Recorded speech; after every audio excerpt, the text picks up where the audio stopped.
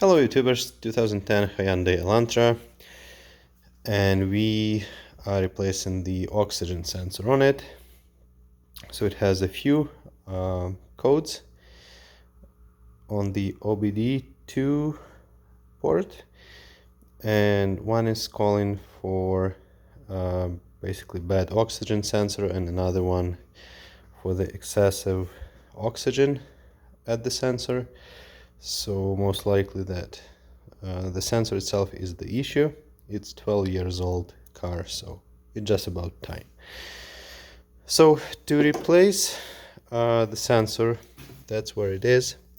You need to take so to start with, I was gonna use the socket design for the O2 sensor, but those sensors are way too long, so the socket is not deep enough, so this will not work.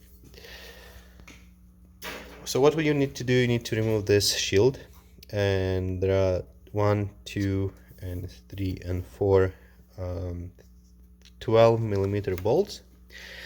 So then you need to disconnect this wire. So it sits just over there on that bracket.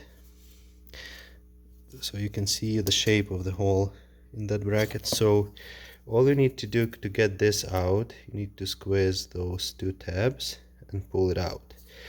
Then to disconnect from this wire, you need to pull back that yellow tab and then just press here at the end and pull. It was quite stuck, so make sure that you're wearing gloves because some fingers can get scratched. Not that's ever happened, but just so you know. So when this is loose, we can remove this cover.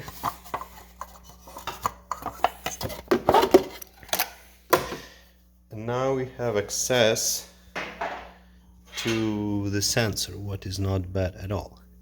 So I used just small 22mm wrench, put it like that, and then use hammer in this end, few taps, and it was loose. So now it's just gently going off. In case if for some reason you cannot use the wrench, you can probably, if you know that this is 100% bad, just cut it and use the socket to get it loose, and the new one should go in quite easily.